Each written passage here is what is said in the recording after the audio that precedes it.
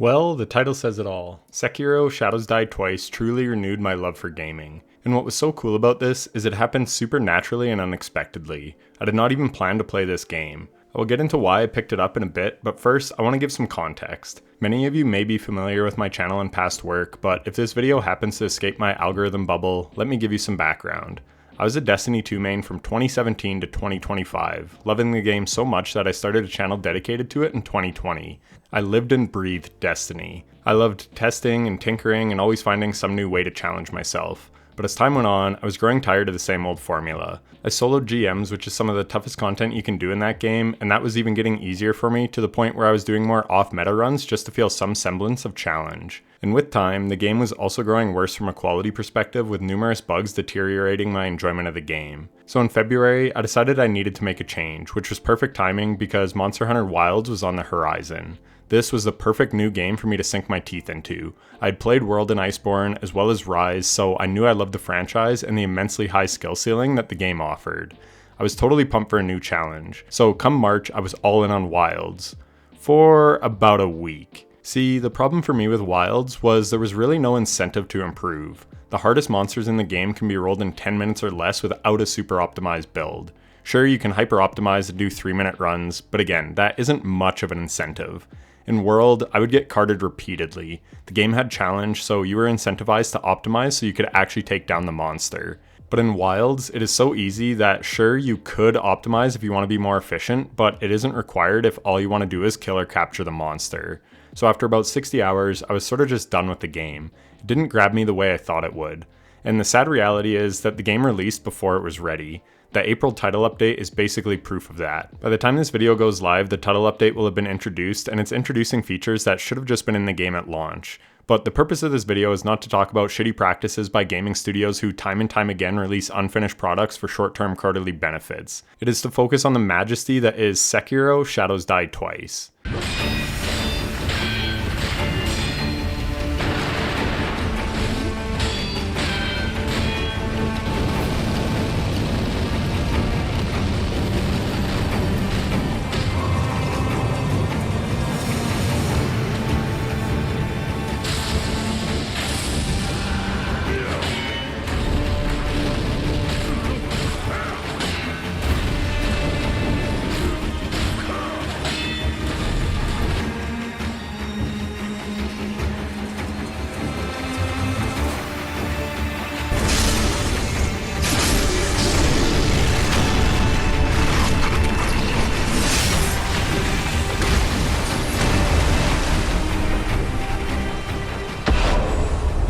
So I've now given the background to why I picked up the game. I needed a new challenge. Destiny wasn't doing it for me, Monster Hunter wasn't doing it for me, and I remembered I had a game that I bought on PS4 back in like 2020 during the pandemic. I played it for like 2 hours, got my ass kicked, and went back to Destiny. But things were way different now. I have grown to become a much better gamer over the years, and in 2025 I wanted to start streaming more, and I really wanted to do variety stuff on games that I've missed out on since becoming a content creator for Destiny. So after my girlfriend and I beat Split Fiction, which is an absolute masterpiece by the way, I decided to go back to Sekiro since I already owned it and I had heard many great things about the game. I mean, it won Game of the Year in 2019, so it obviously had to be good. Sekiro.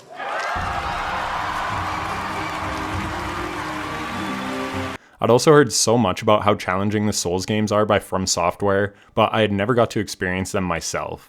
And Sekiro was the perfect place to start because over the years, I had heard discourse about how Sekiro was so different from the other Soulsborne games. Those games all rely on dodging, where Sekiro relies on parrying. So I knew if I was going to go down the FromSoft rabbit hole, I should probably start with the outlier games so that I didn't build up bad habits and muscle memory from the other games. So off I went. I ventured into the game without a clue of what I was doing. Because I was in such a Destiny bubble for half a decade, I amazingly remained spoiler-free on this title, and I'm so glad I did. I did have some people in my chat helping me a bit along the way, but they steered clear of spoilers. I'm actually really happy that I had them because this game does not hold your hand at all. We often make fun of modern games with how they litter our screens with map markers and quest objectives and things designed to literally guide the player. Not in Sekiro. You have to figure everything out on your own. You have to naturally explore the world and head down passageways to see where they take you. The game not only encourages you to explore, but demands it. Now, let's be clear, this formula is not for everyone. Hell, if you had told me this before picking it up, I probably would have been turned off by this concept. I hate not knowing where I'm going in games. I just want to fight enemies and bosses. Story usually doesn't matter to me too much, or so I thought. But the world of Sekiro changed that. My first playthrough was a whopping 60 hours long, about the same time that I had put into Monster Hunter Wilds before calling it quits. Yes, some of this was dragged out because I was on stream, so I was talking with chat or taking a lunch break and leaving the game on, but regardless, I was exploring every nook and cranny of this world.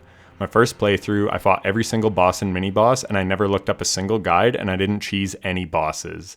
Even things like getting a free death blow on second phase of True Corrupted Monk. I didn't know that I could do that on my first run, so I beat her ass over 3 long and grueling phases. Many bosses or mini-bosses I would be stuck at for an hour or so. The final boss took me an hour and a half on my first run, but my longest fight was Owlfather, which took me close to 3 hours. I literally had him one shot an hour and a half in, but near the end I made one tiny mistake, and as this game so often does, it punished me for that mistake.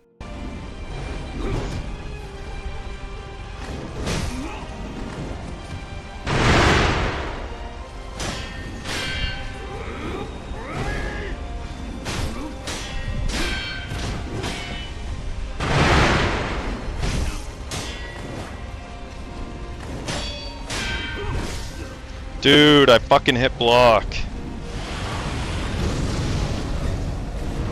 No! No, dude. He was one shot. Oh, no, I haven't decided yet, Bobby. Bro, the fucking Makiri. Oh my god. I fucking had it there. Oh. I was within 1 or 2 hits of finally taking him down, and then it would take me another hour and a half to finally best the Owlfather. This type of commitment is not for everyone. Some people don't enjoy getting their shit kicked in for an hour or more, but for me, I love the challenge. And when you finally overcome that monumental challenge, it makes victory that much sweeter. Back when Grandmaster Nightfalls were actually hard in Destiny, I spent an entire day trying to beat some solo. So a couple hours for a boss fight was no big deal to me. The problem with solo GMs is they could often take around 40 minutes sometimes, or at least back in the day they did. So if you died on boss room, it sucked ass, because you had a 30-minute slog to get back there. With Sekiro, you're back in the fight within a minute, so you can get your reps in that much quicker. In fact, that is one thing I don't like about the Gauntlet. Once you beat the game, you unlock different boss gauntlets, but you can't fight the final bosses until you beat all the others. I get that it's supposed to be a test of your strength and everything, but it feels really bad when you beat all the other bosses, only to go up against the final boss who has a new moveset and get smoked in about a minute because you don't know this new moveset. Now, you don't have to beat these gauntlets at all, it just rewards you with cosmetics for doing so, and it's not even tied to the platinum trophy for the game. But for me, I wish I could just practice on the final boss. But outside of that, the beauty of this game is you can hop right back into the fight after dying and keep getting those reps in. Keep doing a little more damage with each and every attempt, learning the boss's moves and how to counter them a little better each time. You feel yourself getting better and growing more confident with each attempt. And then boom, you get a little too cocky and get smoked in about 10 seconds because you let your guard down. It's actually quite funny. This game can humble you real quick if you aren't on point. I've gotten to the 3rd phase on the final boss fight and had a really good fight and just lost it on one dumb mistake. So then I think, oh yeah, that was a really good attempt, surely I'll beat him this time. And then you see yourself getting smoked by Genichiro, which is a warm-up for the final boss. It really drives home how much this game demands perfection. Just because you had a good run the round before does not mean you will get back there again. You have to be on point. It's a must. Just 1 or 2 wrong moves and it's game over. But with each boss fight, you are picking up on cues and learning things without even realizing it. I struggled with the first boss in my first playthrough, and then I did the Shura ending on my second playthrough, so you fight a different final boss, Ishin. But after I beat that boss, I realized the normal final boss, Ishin the Sword Saint, uses some of the exact same moves as Ishin. This allowed me to better recognize his attacks the second time around and take him down much easier. And as you gain more experience, you also understand how to bait bosses into certain attacks. I noticed this most on the Demon of Hatred. There's one move where he chucks out a volley of flaming fireballs, and if you move close enough, he will check out a second volley. But if you stay back, he only does the one volley, and this is crucial knowledge. You want to get close enough to bait him into the second volley, but obviously keep your distance so as not to get hit. Then, after the second volley, you can move in and attack. This game is all about recognizing your openings, knowing when to attack and when to back off.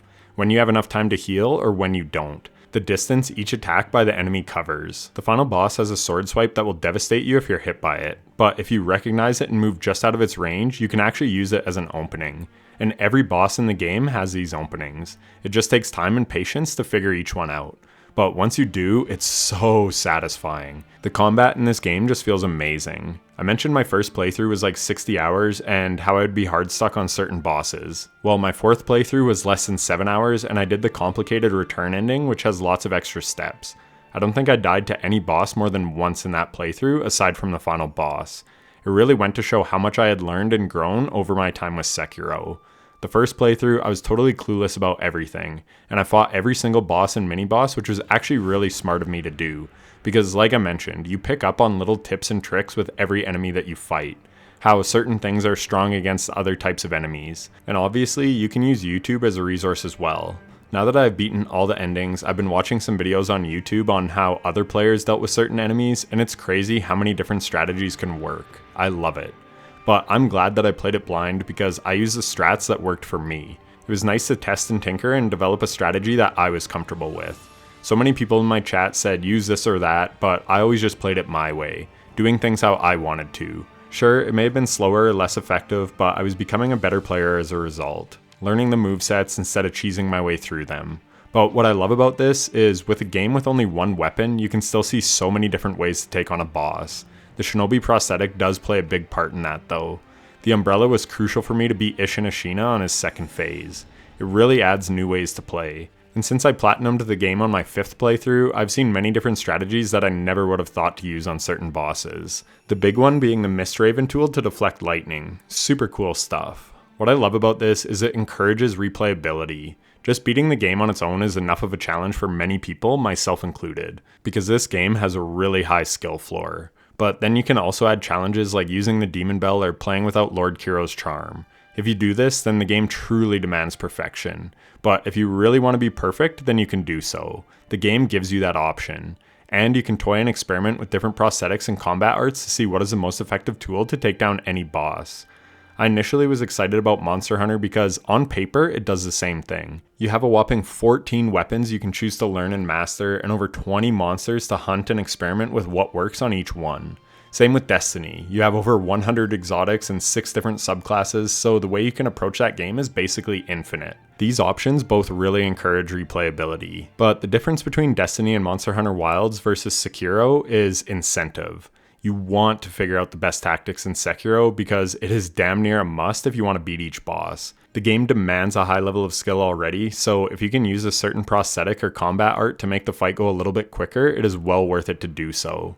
But in Monster Hunter or Destiny, sure you can use something better, but when the boss is going to fall over in less than 10 minutes either way, or you're going to smoke the GM regardless, then there is little incentive to optimize or improve. And I think that is why Sekiro resonated so well with me, because I picked it up at a time when I really wanted to be challenged, and it brought that. When you pull off perfect parries and smoke a health bar off one of the hardest bosses in the game without being hit and build up their posture in like a minute, it's a truly rewarding experience. The game rewards you for getting good. If you don't keep the pressure on, the boss will regain posture, prolonging the fight a great deal, which also increases your likelihood of dying. But if you keep up the pressure and keep hitting and parrying, the fight goes a lot quicker. I joked on stream that the game is actually super simple. At its core, it's just hitting 4 buttons at the right time. You need to hit R1 at the right time to attack, L1 at the right time to perfect parry, circle at the right time to Makiri counter or dodge, and jump at the right time to jump over a sweep attack. That's basically it. And yes, your movement is important as well, like I mentioned, as you can avoid or bait certain attacks by keeping your separation at specific lengths, but the game really is just that simple. So simple, yet so difficult. It really just comes down to mastering those inputs and knowing what button to press and when. And when you do this flawlessly, it's incredibly satisfying. There are some people on YouTube who have completely mastered this, and it's a joy to watch. And what is cool in my own experience is I could feel myself get better. I mentioned how I took 3 hours to beat Owlfather the first time. Well, I played him again in my 5th playthrough and it felt so much easier. And same goes with the final boss fight on my 5th and final playthrough. The game literally slows down for you. Sure, you know how to recognize the attacks now, so it's easier to see them coming and you know what to expect. But in your first playthrough, it feels like you have almost no time to react. And by my 5th playthrough, I was even calling out each boss move and sometimes actually doing the inputs too soon because I was just so ready for them. I smoked the Demon of Hatred super quickly in my 5th playthrough, which was my 3rd time fighting that boss, because everything had just slowed down for me. Same with the final boss, and that was when I knew I was done with the game. I'm not going to be going for hitless runs and challenge runs, but I know I'm good enough at the game now that with enough attempts I could definitely do it. I've mastered the combat to a level that I'm happy with, and that feels great. And I got through 5 amazing playthroughs as a result, where the game felt fun each time. But on my final playthrough, the challenge had definitely worn off, and that's okay. I got a very enjoyable 90 hours of gameplay out of it, and one day I may go back and play it in the future. But for now, I want a new challenge to take on. So that was a super long section on just the combat and how satisfying it is to learn and master. But let's talk about the rest of the game. Let's start with the things I didn't like, and this list is very short. Sometimes the camera would go a little janky on me and I would get hit and die. For a game that demands near perfection, this was very frustrating and it was particularly egregious in tight spaces. It was most frustrating against the Lone Shadow Longswordsman down in the well. I took many deaths due to this, but it was also early game for me, so maybe I was just bad. But it definitely made it much harder to learn the enemy moveset when my camera would get all whipped around. The good thing is you can play this game in whatever order you want, so I could have leveled up a bit and went back, but I'm stubborn, so I just stuck it out until I finally killed him.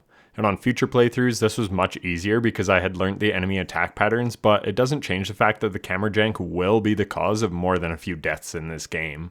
My only other complaint is the grapple hook. I found often that the grapple point would go green and then I would go to grapple to that point only for it to disappear and me to fall to my death. Both of these issues could have been skill issues for sure, but when they happened they were quite annoying. The grapple sometimes, man. And if I died to the camera thing, it felt more like I got screwed over by the game rather than by me making a mistake. And sometimes I would also die by getting caught on something in the environment like a tree or a rock, or getting caught on the door in the tower lookout. Movement and positioning is definitely a skill in this game, so again, it could be on me, but when it did happen, it was always frustrating. That was about the only time I ever really got tilted in this game though, because most of the time when you die, it's on you and you only have yourself to blame. And that's it. That's my whole list of complaints. I mentioned the story doesn't hold your hand at all, and again, I usually like some direction, but the way they do it is so natural in Sekiro.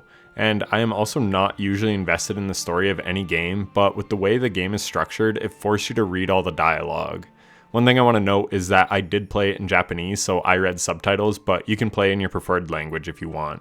I was reading every single thing that I picked up during my first playthrough. I would read all the dialogue because if you don't, you won't know what to do. The game progresses you with its dialogue by telling you what you have to go and find. The first playthrough was so magical as a result of this structure.